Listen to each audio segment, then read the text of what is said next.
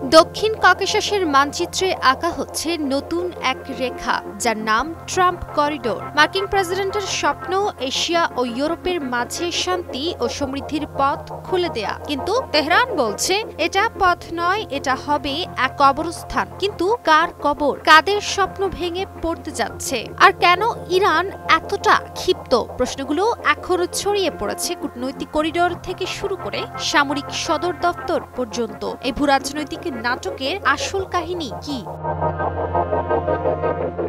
সম্প্রতি মার্কিন president Donald ট্রাম্পের মধ্যস্থতায় আর্মেনিয়া ও আজারবাইজানের মধ্যে স্বাক্ষরিত হয়েছে এক ঐতিহাসিক শান্তি চুক্তি। এর অংশ হিসেবে উঠে এসেছে এক নতুন প্রস্তাব, ট্রাম্প করিডোর।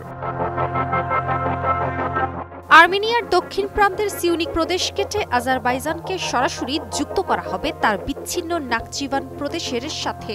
এরপর নাকচিভান হয়ে পৌঁছাবে তুরস্কে। এটি শুধু রাস্তা নয়, বরং এই পথেই চলবে তেল gas pipeline, fibre optic line এবং ভারী বাণিজ্যবাহী ট্রাক। দুই দেশের নেতারা বলছেন এটাই অতীতের রক্তক্ষয়ী সংঘাত ভুলে নতুন সূচনার সুযোগ। এমনকি ওয়াশিংটনও দাবি করছে করিডোর মধ্য এশিয়া ও ইউরোপের এনার্জি মার্কেটে নতুন প্রাণ সঞ্চার করবে। কিন্তু এই উন্নয়ন গল্পের সবচেয়ে বড় বিরোধী হলো ইরান।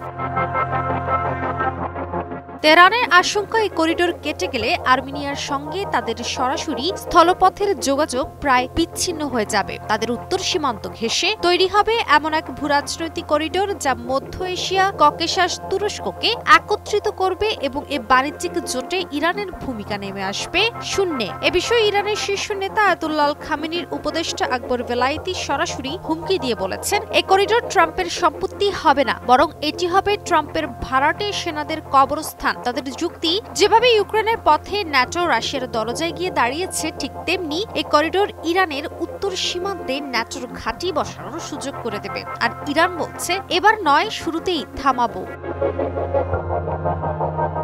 বসুন্ধরা টিস্যু, অশুদ্ধতার বিরুদ্ধে এক বিন্দুও ছাড় নয়। বিশ্লেষকদের মতে ট্রাম্প করিডোর শুধু একটি উন্নয়ন প্রকল্প নয়, বরং এটি নতুন ভূরাজনৈতিক মেরুকরণের কেন্দ্রবিন্দুতে পরিণত হতে পারে। প্রথমত, এটি আজারবাইজান, তুরস্ক ও পশ্চিমা শক্তির সম্পর্ক আরও দৃঢ় করবে। দ্বিতীয়ত, আর্মেনিয়ার সঙ্গে ইরানের ঐতিহ্যবাহী যোগাযোগ দুর্বল করবে। তৃতীয়ত, রাশিয়া ও ইরানের যৌথ প্রভাব বলয়কে চ্যালেঞ্জ করবে, যা মস্কো ও তেহরান কেউই মেনে নেবে না। যদি প্রকল্প বাস্তবায়ন হয়, তবে দক্ষিণ ককেশাসে এক নতুন ক্ষমতার ভারসাম্য গড়ে উঠবে। কিন্তু যদি ইরানের হুমকি কার্যকর হয়, তবে এই করিডোর সত্যি পরিণত হতে পারে সংঘাতের নতুন কবরস্থানে। এক কথায়, ট্রাম্প করিডোর এখন শান্তির প্রতীক নাকি যুদ্ধের সূচনা, তার উত্তর লিখবে আগামী দিনের কূটনীতি আর হয়তো সেনাদের বুটের আওয়াজ। কাজিয়া অহনা, নিউজ 24।